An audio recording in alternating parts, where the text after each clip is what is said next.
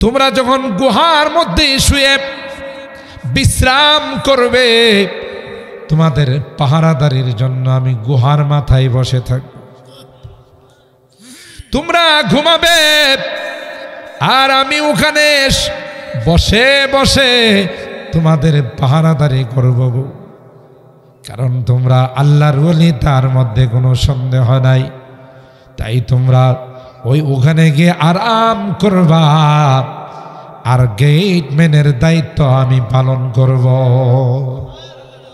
ওয়া কালবুহুম বাসিতুন যিরাআইহি বিল ওয়াসিদ লাউ ইত্তালা'তা আলাইহিম লাওয়াল্লাইতা মিনহুম ফিরারা ওয়া লামুলিতা মিনহুম রুবা। কোরআনে আল্লাহ তাআলা বলেন ওয়া কালবুহুম বাসিতুন যিরাআইহি বিল ওয়াসিদ। এই কুকুরটা দুইটা পা সামনের দিকে দিয়ে গুহার মাথায় বসে রয়েছে, কাউকে ওখানে ঢুকতে দেয়নি। সুবহানাল্লাহ। একটা কুকুর নিকৃষ্টতম প্রাণী হয়ে আল্লাহওয়ালাদেরকে, তাওহীদওয়ালাদেরকে ভালোবাসার কারণে আল্লাহ কোরআনে কারীমে বারবার তার কথা বলছেন। আমরা যদি এই কোরআনের পাখিদেরকে, নাইবে রাসূলদেরকে, ওয়ারাসাতুল আম্বিয়াদেরকে ভালোবাসি, তাইলে কি আল্লাহ এই কুকুরের থেকে আমাদের মর্যাদা কম দেবেন না বেশি? তার থেকেও আল্লাহ আমাদের মর্যাদা অনেক বৃদ্ধি করে দিবেন। শুধু আল্লাহ রাব্বুল আলামিন কোনো না কোনো বাহানায় বান্দাকে জান্নাত দেওয়ার অজুহাত তালাশ করে, বিভিন্ন রকমের বাহানা তালাশ করে কিভাবে বান্দাকে জান্নাতে দেওয়া যায়। মুহতারাম হাজিরিন, তাই আমি নিজে কোরআন বিশুদ্ধভাবে পড়তে পারি নাই, আমার সন্তান কাউকে হাফেজ আলেম বানাইতে পারি নাই। বিভিন্ন এলাকা থেকে আমাদের এই মদিনাতুল উলুম মাদ্রাসায় যারা এখানে কোরআন পড়ার জন্য আসছে, এক এক মার এক এক সন্তান।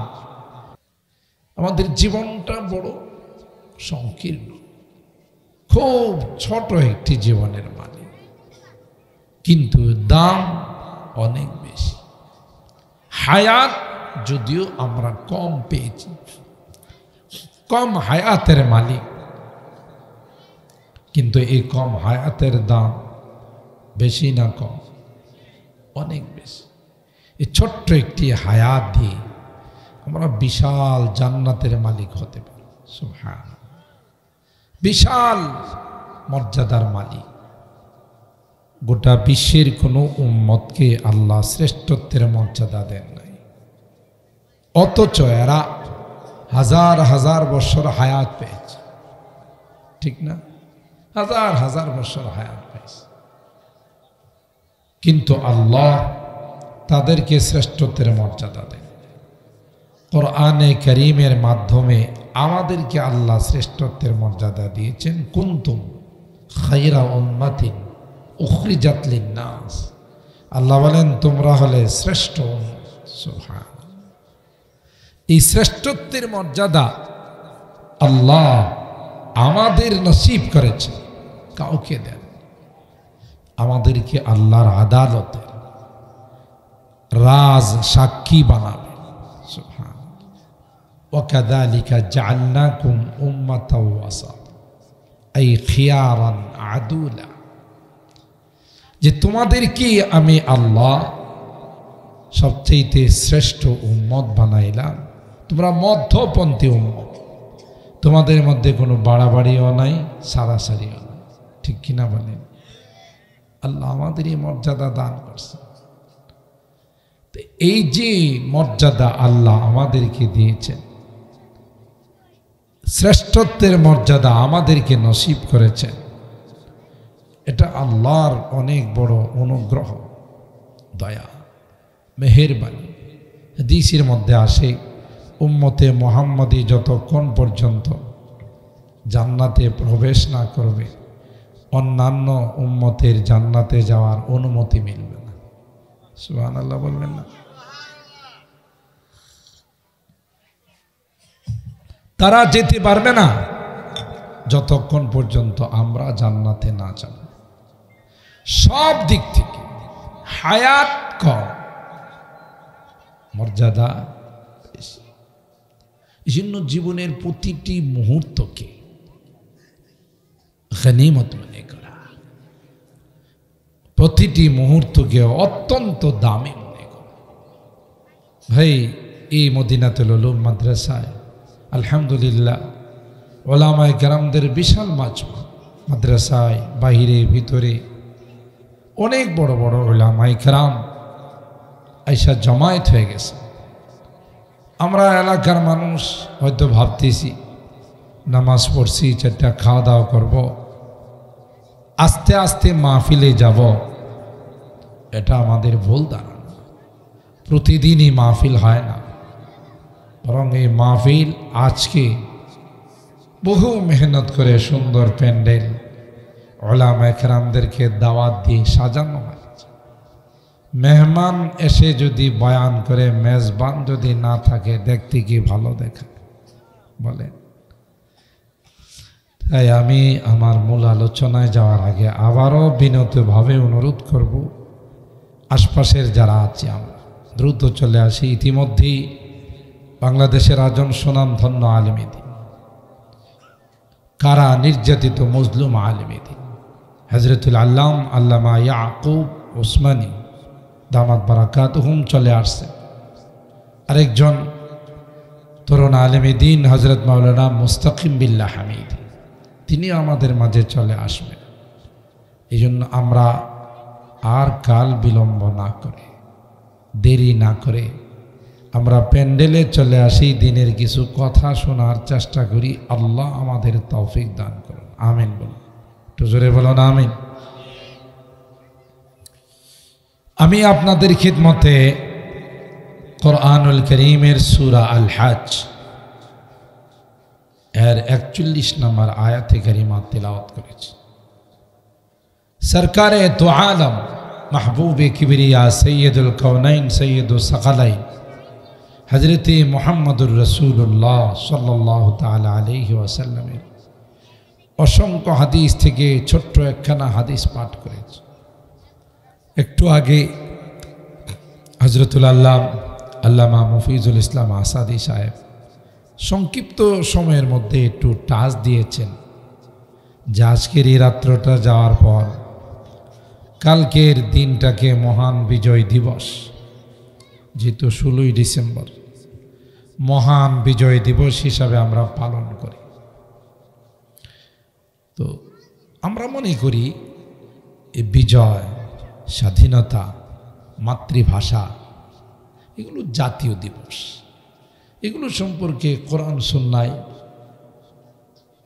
কোনো বর্ণনা নাই, আলোচনা নাই। এটা একটা গলত, ভুল ধারণা। এমন কোনো জিনিস নাই যার আলোচনা আল্লাহ কোরআনে করেন নাই। সুবহান ফিহি তিবিয়ানুন লিকুল্লি শাই। আল্লাহ বলেন সব জিনিসের বর্ণনা কোরআনে আছে।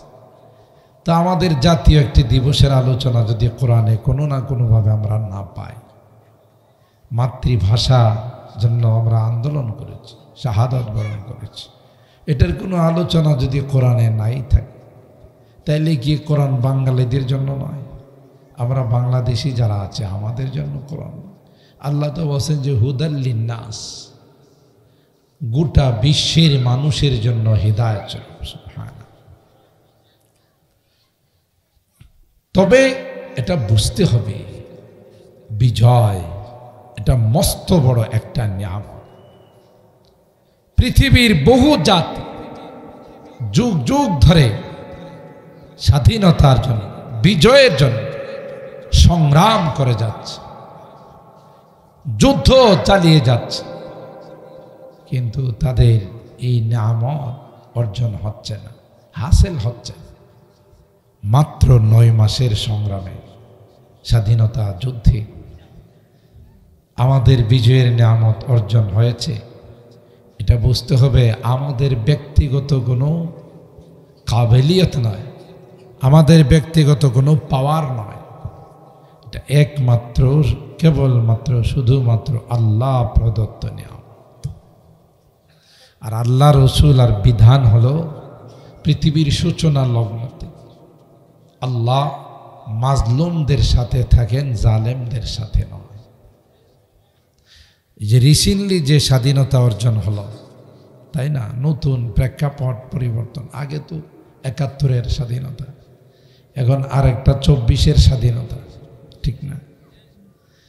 এটার মধ্যেও কিন্তু আল্লাহর রহমত আসছে। নাইলে এই স্কুলের ছাত্ররা, যদিও তাদের সাথে আম জনতাও শরিক হয়েছে, তো এত অল্প দিনের ১৫ দিনের সংগ্রামের এই নতুন স্বাধীনতা আসার কথা নয়। ১৫ বছরের যে একটা শক্ত অবস্থান, ১৫ দিনে এটা নড়েবড়ে হওয়ার কথা নয়। কার দয়ায়? এখানেও জুলুম, জালেম আর মাজলুমের বিষয় আছে, ঠিক বললাম? আল্লাহ রব্বুল আলামিন আমাদেরকে ওই স্বাধীনতা, ওই বিজয় তিনি বিশেষভাবে দয়া করে আমাদেরকে দান করেছেন। আর আল্লাহর পক্ষ থেকে কোনো নিয়ামত প্রাপ্ত হলে এটার শুকরিয়া আদায় করতে হয়। কোরআনে কারীমের সূরা ইব্রাহিমের ৭ নম্বর আয়াতে আল্লাহ বলেন, লা ইন শাকারতুম লা আযীদান্নাকুম ওয়া লা ইন কাফারতুম ইন্না আযাবি লাশাদীদ। তোমরা যদি আমার নিয়ামতের শুকরিয়া আদায় করো, লা আযীদান্নাকুম, অবশ্যই অবশ্যই তোমাদেরকে নিয়ামত বাড়িয়ে দেব। আর যদি উল্টোটা করো, বিপরীত দিকটা যদি করো, নাশুকরি করো, অকৃতজ্ঞ হও, নাফরমানি করো, তাইলে নিয়ামত বৃদ্ধি করা তো দূরের কথা, যা আছে তাও থাকবে না। ওয়ালা ইন কাফারতুম ইন্না আযাবি লাশাদীদ। প্রত্যেকটা নিয়ামত, আমরা তো আল্লাহর নিয়ামতে ডুবন্ত, ঠিক না?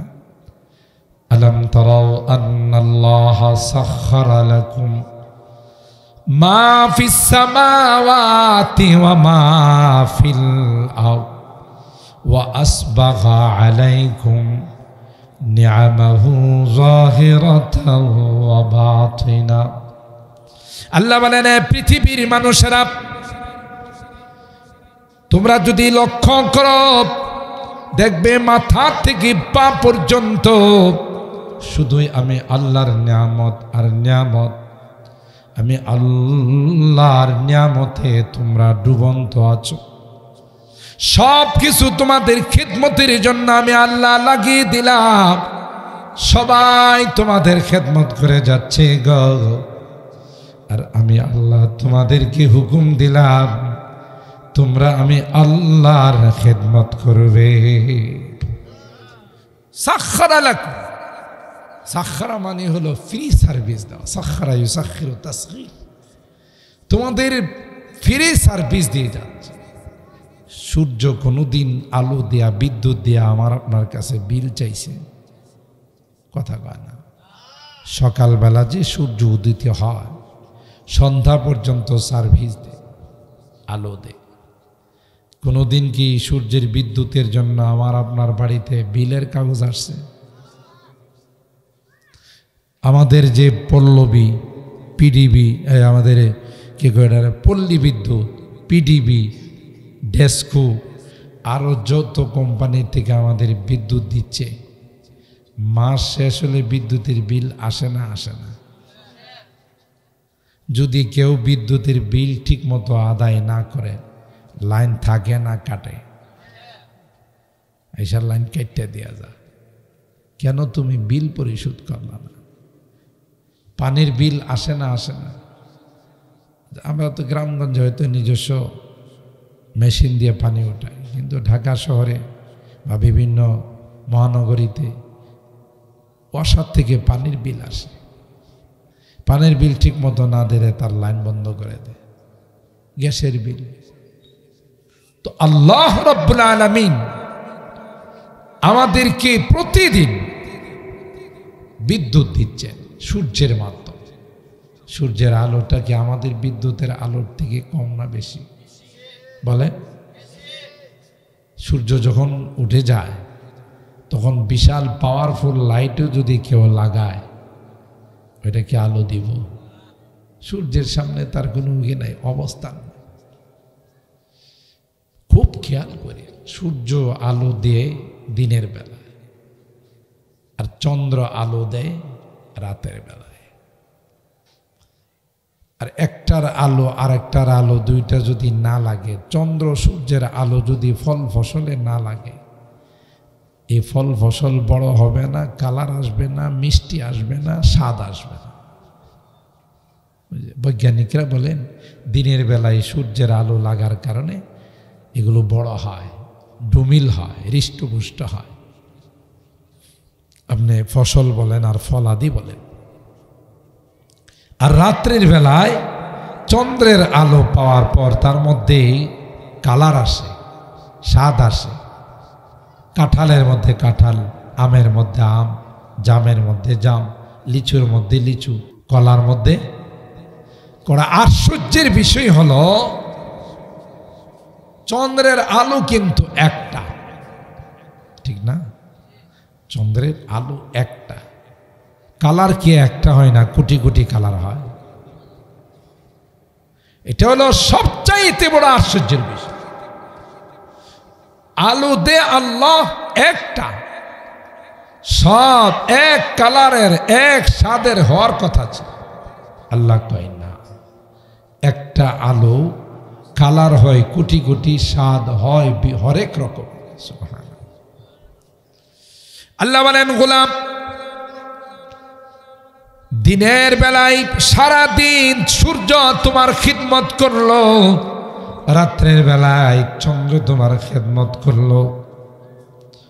কোনো সময় খেদমতে কোনো রকমের কোনো ব্যাঘাত ঘটায় না, কোনো বিরতি দেয় না, কোনো রকমের হরতাল অবরোধ করে না।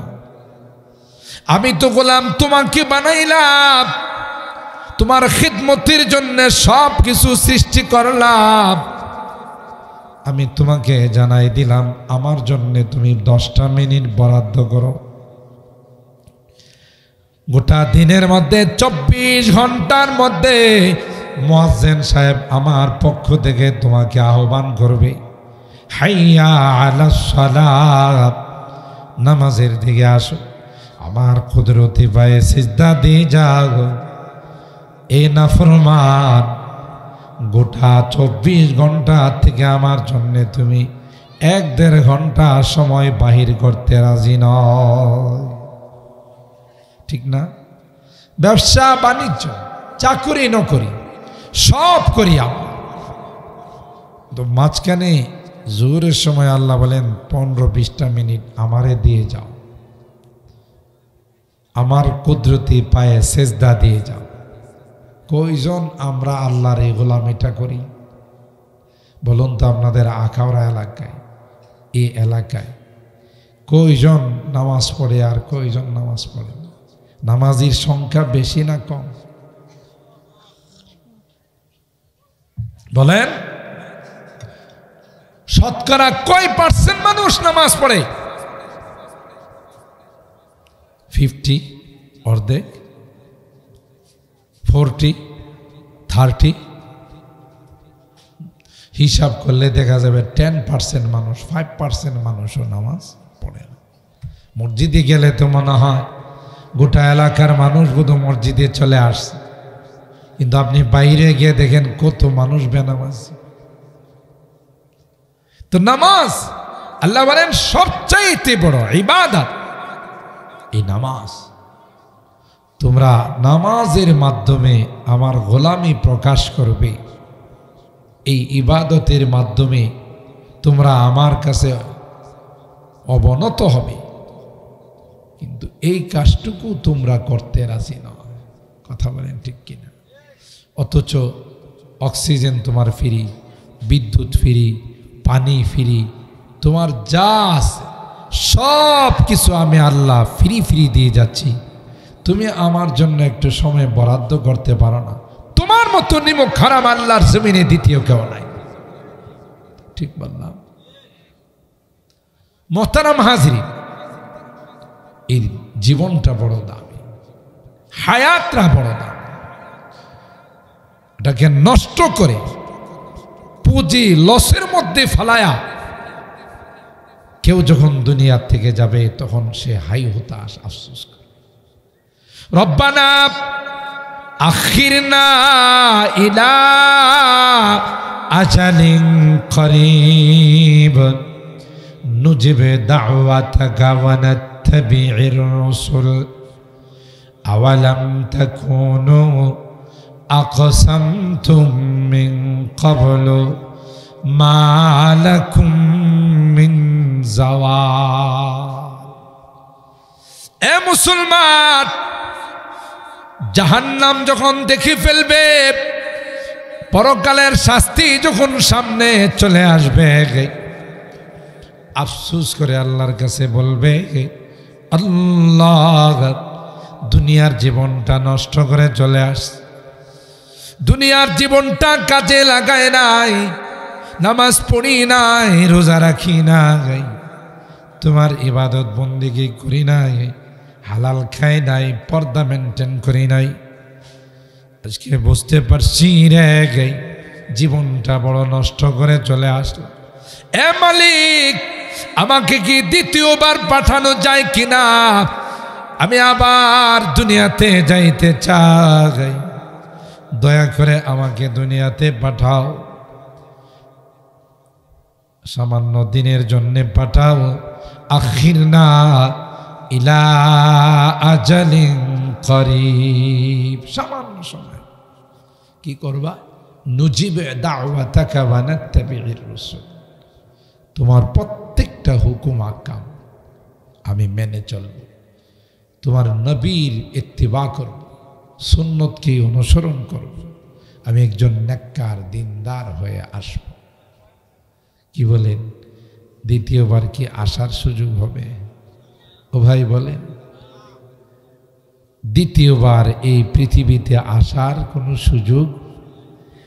ये लुत्फ़ जिंदगी में बार बार आया नहीं करते, ये लुत्फ़ जिंदगी में बार बार आया नहीं करते, बार बार आया नहीं करते। দ্বিতীয়বার আসার আর কোনো চান্স নাই। ওয়ান টাইম লা ইয়াযুকুনা ফিহাল মাউতা ইল্লাল মাউতাতাল উলা আওয়াকাহুম আযাবাল জাহিম। বুদ্ধিমান বিচক্ষণ ওই ব্যক্তি, যেই ব্যক্তি তার জীবনটারে কাজে লাগায়, জীবনের প্রত্যেকটি মুহূর্তকে হিসাব করে করে আল্লাহর সন্তুষ্টির মধ্যে কাটায়। কথা বলেন ঠিক কিনা? মোহতারাম হাজির, তাই আল্লাহ বলেন নিয়ামতের শুকরিয়া আদায় করো, বাড়িয়ে দেন। বিজয়ের নিয়ামত, এই বিজয়ের নিয়ামত তারও শুকরিয়া আছে না নাই? বলেন বলেন, বিজয়ের নিয়ামতের শুকরিয়া আছে না নাই? এই মহান বিজয় আল্লাহ রাব্বুল আলামিন বিশেষ দয়ায় আমাদেরকে দান করছে। আমরা কি বিজয়ের শুকরিয়া ডুল তবলা বাদ্যযন্ত্র দিয়ে আদায় করি? ঠিক না? বিজয়ের দিবস আসলে বিভিন্ন অনুষ্ঠান, গান বাজনা, বাদ্যযন্ত্র, আরো কত রকমের আমাদের আনুষ্ঠানিকতা। অথচ আল্লাহ বলেন বিজয় দিলাম আমি, আর শুকরিয়া আদায় করো তোমাদের মতো করে, না আমার মতো করে তোমাদের শুকরিয়া আদায় করো। ঠিক না বেটি? এই শুকরিয়া কি, তারই বর্ণনা আল্লাহ এই আয়াতে কারিমায় দিয়েছে। আল্লাযীনা ইম্মাক্কান্নাহুম ফিল আরদ, যারা পৃথিবীর ক্ষমতার মালিক, রাষ্ট্রের রাষ্ট্রীয় ক্ষমতায় যারা বসবে, রাষ্ট্রীয় ক্ষমতায় যারা আসবে, তাদের কাজ হলো প্রথম ধাপ, প্রথম কাজ হলো আকামুস সালাহ। কথাগুলো একটু ভালো করে শুই নিন। আল্লাহ বলেন আকামুস সালাহ, যারা রাষ্ট্রীয় ক্ষমতায় থাকবে, ক্ষমতার আসনে যারা বসবে, তাদের প্রথম ধাপ হবে আকামুস সালাহ, নামাজ কায়েম করা। রাষ্ট্রীয়ভাবে আইন করে রাষ্ট্রের নাগরিকদেরকে, যারা মুসলিম নাগরিক, তাদেরকে নামাজের জন্য বাধ্য করা। কথা কি আমার বুঝতেছে? সেই স্বাধীনতার পর থেকে আজ পর্যন্ত কেউ এই দায়িত্ব পালন করে না। কথা বলেন ঠিক কিনা? করছে কেউ? কেউ এটা এইভাবে কমাইছো কেন?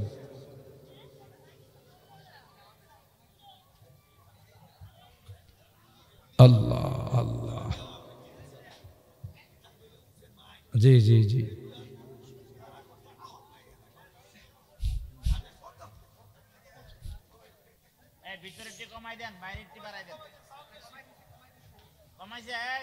আল্লাহ আল্লাহ। আজ পর্যন্ত যারা এই রাষ্ট্রীয় ক্ষমতায় আসছে, আজ পর্যন্ত কেউ আল্লাহ প্রদত্ত এই বিধানগুলো কায়েম করে না বলে আজকে রন্ধ্রে রন্ধ্রে দুর্নীতি, বেহায়াপনা, অশ্লীলতা। কথা বলেন ঠিক কিনা? আল্লাহ বলেন আকামুস সালাহ, নামাজ কায়েম করো।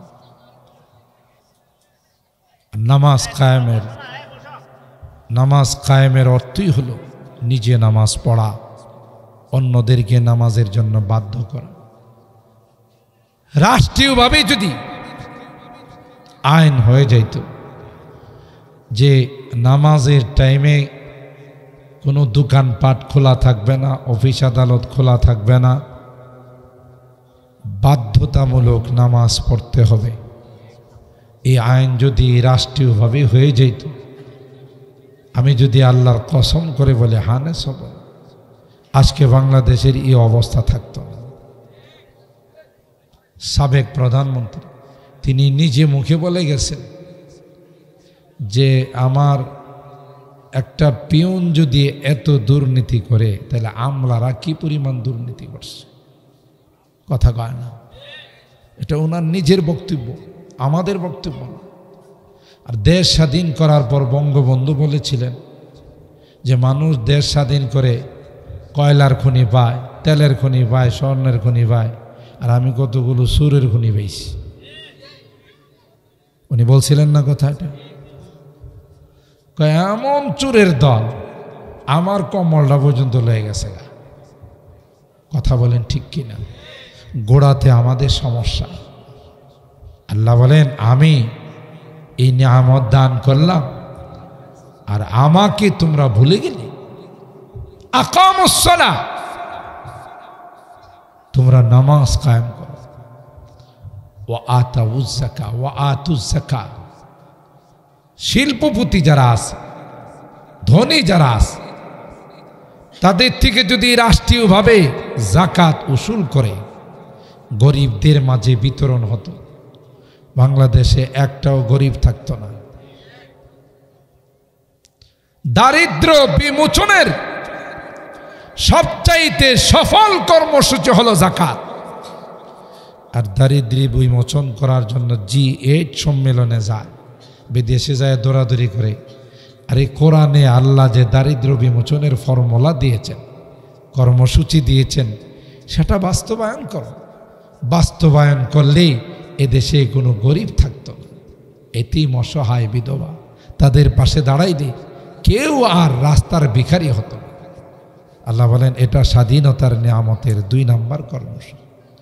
ওয়া আমারু বিল মারুফ, সৎ কাজের আদেশ, ভালো কাজ করার জন্য উৎসাহিত করা, তারগীব দেওয়া, তাকে বিভিন্ন লাইনে উৎসাহিত করা। মসজিদ, মাদ্রাসা, সাদাকায়ে জারিয়া। আজকে দেখে নিই আখাউড়ার মধ্যে আলহামদুলিল্লাহ আমাদের মুরব্বীদের অবদান, এতগুলো সুন্দর সুন্দর মাদ্রাসা, আমাদের এই দেবগ্রাম মাদ্রাসা, আমাদের এই হামিউস সুন্নাহ মাদ্রাসা সহ অনেকগুলো মাদ্রাসা।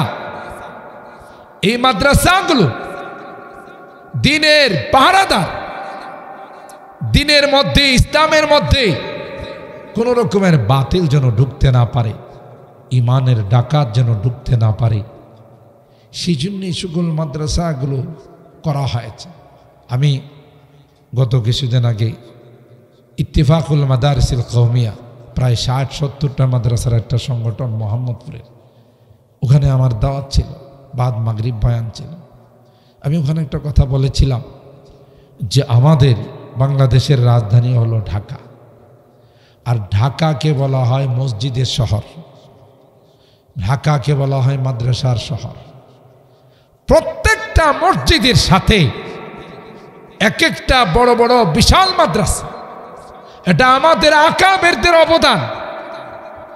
হযরত হাফিজজি রাহিমাহুল্লাহ, মুজাহিদে আজম হযরতে ফরিদপুরি রাহিমাহুল্লাহ, পীরজি রাহিমাহুল্লাহ, শায়েখ আথার আলী রাহিমাহুল্লাহ সহ আমাদের যত আকাবের মুরব্বীরা ছিলেন, এরা প্রত্যেকটা মসজিদের সাথে একটা মাদ্রাসা করছে। আর আজকে ওনাদের এই মাদ্রাসা করার বরকতে গোটা ঢাকাতে বেদাতিরা, বাতিলরা ঢুকতে পারে নাই। কি দূরদর্শিতা ছিল ওনাদের! ওনারা মনে করছেন প্রত্যেকটা মসজিদের সঙ্গে একটা করে যদি মাদ্রাসা করা হয়, আর এই মাদ্রাসায় পুরা ঢাকা শহরটাকে আলোকিত করে রাখবে। কোরআনের শিক্ষা যেখানে হবে, কোরআনের চর্চা যেখানে থাকবে, কোরআনের আলো যেখানে থাকবে, এখানে কোনোদিন অন্ধকার আসতে পারে না। এটাই বাস্তবতা। কারণ আল্লাহর কালাম, আল্লাহ যেমন মহান, তার কালামও সেরকম মহান। যেখানে এই কালামের চর্চা হবে, তালিম হবে, শিক্ষা দেওয়া হবে, এই কালামকে যারা মহব্বত করবে, এই দ্বীনকে যারা মহব্বত করবে, আল্লাহ তাদেরকে আসমান থেকে রহমতের বৃষ্টি তাদের উপর নাযিল করে দেবে। এটা ওয়া আমারু বিল মারুফ, সৎ কাজের অন্তর্ভুক্ত। আর আমি আমার অনেক আলোচনায় বলে থাকি যে আমাদের জন্য যে কত বড় রহমত, আমাদের জন্য যে কত বড় এক নিয়ামত, যে আমরা হয়তো নিজেরা সহিশুদ্ধভাবে কোরআন পড়তে পারি না, আমরা মাসলা মাসাইল ঠিক মতো জানি না। কিন্তু এই সকল মাদ্রাসায় যারা পড়বে, যারা পড়াবে, তাদেরকে যদি ভালোবাসি, তাদেরকে যদি মহব্বত করি, তাদেরকে যদি অন্তর দিয়ে আমরা ভালোবাসি, তাহলে এরা কোরআনের হাফেজ হয়ে, আলেম হয়ে যে জান্নাতে যাবে, আল্লাহ আমাদেরকেও সেই জান্নাতে। একটু ভালোবাসার বরকত, একটু ভালোবাসার মহব্বতের বরকত। একটা কুকুর আসহাবে কাহাফের, একটা নিকৃষ্ট প্রাণী না? কুকুর তো নিকৃষ্ট প্রাণী। এই কুকুরটা আল্লাহওয়ালাদেরকে, ইমানদার যুবকদেরকে ভালোবাসার কারণে কোরআনে কারীমের মিডল পয়েন্টে আল্লাহ তার নাম উল্লেখ করছে। সুবহানাল্লাহ। ঘটনা আপনারা জানেন, যখন যুবকরা ইমান রক্ষা করার জন্য গুহায় আশ্রয় নিবার চাইবে, গুহায় গিয়ে যখন আশ্রয় নিবে, ওই মুহূর্তে তাদের সঙ্গে একটা কুকুর রওনা। আমি শর্ট করে, শুধু কাটসাট করে বলে যাচ্ছি। তখন যুবকরা জিজ্ঞাসা করল কুকুরকে, আমরা তো যাচ্ছি ইমান রক্ষা করার জন্য, তুমি আমাদের সঙ্গে কি উদ্দেশ্যে যাইতেছ? তাফসীরের কিতাব খুলে দেখুন, আল্লাহ তাআলা ওই কুকুরের জবান খুলে দিছে। একটু জোরে সুবহানাল্লাহ। আমার উহিব্বু আহবাবাল্লাহ, কুকুরটা ডাক দেয়া কয়, নিঃসন্দেহে তোমরা আল্লাহর ওলি, ইমান রক্ষা করার জন্যে গুহার মধ্যে তোমরা আশ্রয় নেবা।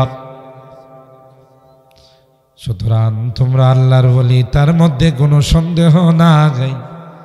তোমরা যখন গুহার মধ্যে শুয়ে বিশ্রাম করবে, তোমাদের পাহারাদারির জন্য আমি গুহার মাথায় বসে থাকব। তোমরা ঘুমাবে আর আমি ওখানে বসে বসে তোমাদের পাহারাদারি করব। কারণ তোমরা আল্লাহর ওলি, তার মধ্যে কোনো সন্দেহ নাই। তাই তোমরা ওখানে গিয়ে আরাম করবা, আর গেটম্যানের দায়িত্ব আমি পালন করব। ওয়া কালবুহুম বাসিতুন যিরাআইহি বিল ওয়াসিদ লাউ ইত্তালা'তা আলাইহিম লাওয়াল্লাইতা মিনহুম ফিরারা ওয়ালা মুলিতা মিনহুম রুবা। কোরআনে আল্লাহ তাআলা বলেন, ওয়া কালবুহুম বাসিতুন যিরাআইহি বিল ওয়াসিদ। এই কুকুরটা দুইটা পা সামনের দিকে দিয়ে গুহার মাথায় বসে রয়েছে, কাউকে ওখানে ঢুকতে দেয়নি। সুবহানাল্লাহ। একটা কুকুর নিকৃষ্টতম প্রাণী হয়ে আল্লাহওয়ালাদেরকে, তাওহীদওয়ালাদেরকে ভালোবাসার কারণে আল্লাহ কোরআনে কারীমে বারবার তার কথা বলছেন। আমরা যদি এই কোরআনের পাখিদেরকে, নাইবে রাসূলদেরকে, ওয়ারাসাতুল আম্বিয়াদেরকে ভালোবাসি, তাইলে কি আল্লাহ এই কুকুরের থেকে আমাদের মর্যাদা কম দেবেন না বেশি? তার থেকেও আল্লাহ আমাদের মর্যাদা অনেক বৃদ্ধি করে দিবেন। শুধু আল্লাহ রাব্বুল আলামিন কোনো না কোনো বাহানায় বান্দাকে জান্নাত দেওয়ার অজুহাত তালাশ করে, বিভিন্ন রকমের বাহানা তালাশ করে কিভাবে বান্দাকে জান্নাতে দেওয়া যায়। মুহতারাম হাজিরিন, তাই আমি নিজে কোরআন বিশুদ্ধভাবে পড়তে পারি নাই, আমার সন্তান কাউকে হাফেজ আলেম বানাইতে পারি নাই। বিভিন্ন এলাকা থেকে আমাদের এই মদিনাতুল উলুম মাদ্রাসায় যারা এখানে কোরআন পড়ার জন্য আসছে, এক এক মার এক এক সন্তান, এক এক দেশ থেকে, এক এক এলাকার থেকে এখানে আসছে। আমি যদি তাদেরকে কলব দিই, দিল দিয়ে, অন্তর দিয়ে মহব্বত করতে পারি, আল্লাহর কসম, এই সন্তান যখন জান্নাতে যাবে আমাকে আপনাকে রেখে যাবে না, নিয়েই যাবে। একটু জোরে সুবহানাল্লাহ। নিয়ে যাবে, বলবে আল্লাহ এদের অবদানে, এদের দয়ায় এরা আমাদের মাদ্রাসার প্রতি খেয়াল করছে, বিভিন্ন সুদৃষ্টি দিয়েছে। আজকে তাদের দয়ায় আমি হাফেজ হয়েছি, আমি আলেম হয়েছি, 2 লোকমা খাবারের ব্যবস্থা করছে, আমাদের বোনিংয়ের চাউলের ব্যবস্থা করছে, আমাদের সাথে সুসম্পর্ক রাখছে। তাদের কারণেই আজকে আমি হাফেজ হয়েছি, আলেম হয়েছি। বিধায় এদেরকে ছাড়া তোমার জান্নাতে যাব না। সুবহানাল্লাহ বলেন। মুহতারাম হাজিরিন, এমন সুযোগ কোনোদিন হাতছাড়া করা যায় না। এই সুযোগ যদি আমাদের হাতছাড়া হয়ে যায়, দুনিয়াও শেষ, পরকালও শেষ। আর এই সুযোগটা যদি হাত দিয়ে ধরে রাখা যায়, দুনিয়াতেও সফল, পরকালেও সফল। এই জন্য বিজয়ের নিয়ামতের এটাও একটা ওয়া আমারু বিল মারুফ, ভালো কাজে একে অপরকে উৎসাহিত করা, ভালো কাজে একে অপরকে সহযোগিতা করা, আর খারাপ কাজ হলে এটাকে বারণ করা, সাধ্যমতো নিজের শক্তি অনুযায়ী খারাপ কাজ হতে না দেওয়া। যেইভাবে যার শক্তি আছে সেই শক্তি প্রয়োগ করে খারাপ কাজে, নিষেধ কাজে বাধার সৃষ্টি করা, এটাই হলো মূলত বিজয়ের নিয়ামতের শুকরিয়া। তার কোনোটাই আমাদের মাঝে নাই, না জাতীয়ভাবে আছে, না আঞ্চলিকভাবে আছে, না রাষ্ট্রীয়ভাবে আছে, না সামাজিকভাবে আছে, কোনোভাবেই আমাদের মাঝে নাই। আর না থাকার কারণেই আজকে কাঙ্ক্ষিত ফলাফল আমরা পাচ্ছি না। এতদিন হয়ে গেল, স্বাধীনতা অর্জন করলাম, এখনো আমাদের এই কাঙ্ক্ষিত ফলাফল আমাদের সামনে আসতেছে না। কারণ আল্লাহ বলেন, নিয়ামতের শুকরিয়া আদায় না করলে নিয়ামত থাকবে না, নিয়ামত চলে যাবে। শুকরিয়া আদায় করলে নিয়ামতকে আমি বাড়িয়ে দিব। কথা বলেন ঠিক কিনা? মাল্লাম ইয়াশকুরিন নাস লাম ইয়াশকুরিল্লাহ। যারা মানুষের শুকরগুজার হয় না, এরা আল্লাহর শুকরিয়া আদায় করে। আচ্ছা বলুন তো দেখি, এই স্বাধীনতা যুদ্ধে যারা শাহাদত বরণ করেছেন, তাদের এই রক্তের বিনিময়ে আমরা স্বাধীনতা পেয়েছি।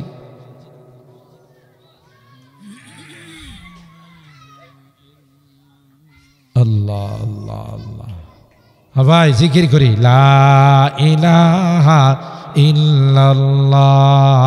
লা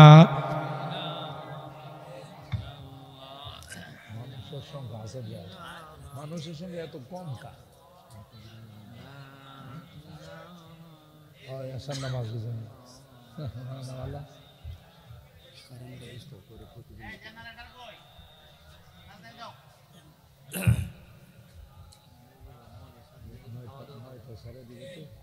উপস্থিত করা ভালো।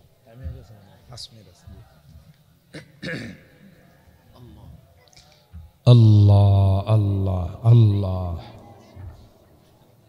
আল্লাহ, লা ইলাহা ইল্লাল্লাহ মুহাম্মাদুর রাসূলুল্লাহ সাল্লাল্লাহু আলাইহি ওয়াসাল্লাম। মুহতারাম হাজিরিন, যারা মানুষের শুকরিয়া আদায় করে না, এরা আল্লাহর শুকরিয়া আদায় করে। আজকে যাদের অবদানে আমরা বিজয়ের মতো নিয়ামত পাইলাম, স্বাধীনতার মতো নিয়ামত পাইলাম, এরা কি বর্তমান দুনিয়াতে আছে না পরবারের বাসিন্দা? একটু কথা বলেন।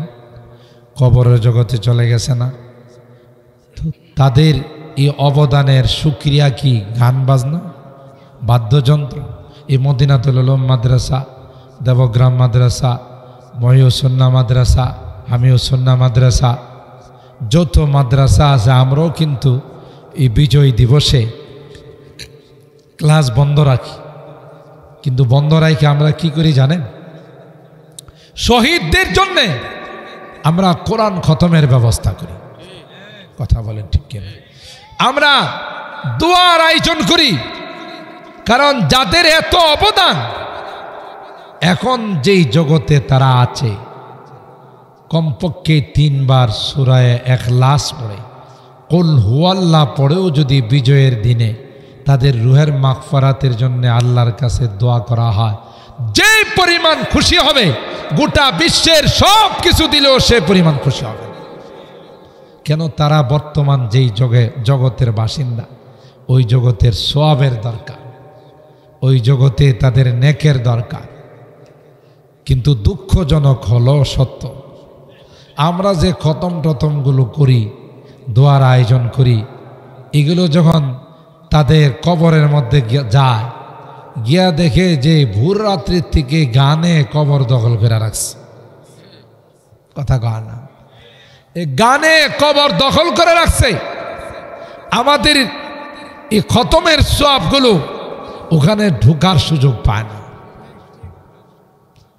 এই জন্যে বিজাতীয় কালচারে কোনো মুসলিম রাষ্ট্রের বিজয় দিবস পালিত হতে পারে না। কথা বলেন ঠিক কিনা? মুসলিম রাষ্ট্রের বিজয় দিবস পালিত হবে মুসলিম কালচার অনুযায়ী, মুসলিম সিস্টেম অনুযায়ী। আর কোনো মৃত ব্যক্তিকে স্মরণ করার সিস্টেম আল্লাহর হাবিব আমাদেরকে শিখাইছেন, কোরআন আমাদেরকে শিখাইছেন যে কমপক্ষে তাদের রুহের মাগফিরাতের জন্যে 3 বার কুল হুয়াল্লাহ শরীফ পড়ে আল্লাহর কাছে দোয়া করো। মানুষ ছিল, তাদের ভুল ভ্রান্তি থাকতে পারে, আল্লাহ তুমি সেগুলো মাফ করে তাকে জান্নাতবাসী বানায় দাও। সুবহানাল্লাহ। তাই আমি আজকের এই আলোচনায় আপনাদের মাঝে এই বিষয়টুকুন উপস্থাপন করতে চাই, আপনাদের খেদমতে আরজ করতে চাই যে আমরা স্বাভাবিকভাবে বিজাতীয় কোনো কালচারে ভেসে যাব না, আমরা মুসলিম হিসাবে, ইমানদার হিসাবে আমাদের যে করণীয় আমরা সেটাই করব, কারণ কোরআন সুন্নাহ গানের কোনো বৈধতা দেয় না। কথা বলেন ঠিক কিনা? সেই যে গানই হোক, গান ইসলাম সমর্থন করে না। সূরা লুকমানের মধ্যে আল্লাহ স্পষ্টভাবে আয়াত নাযিল করে গানকে হারাম করে দিয়েছে।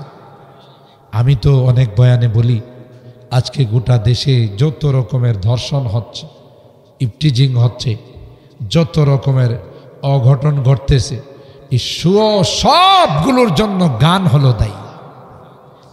গান যখন করা হয়, গানের যখন অনুষ্ঠান হয়, এর দ্বারা যারা গান শুনে তাদের মধ্যে প্রেম প্রীতি জাগ্রত হয়, আর এটাকে বাস্তবায়ন করতে গেলে ধর্ষণ হয়, জেনা হয়, ব্যভিচার হয়।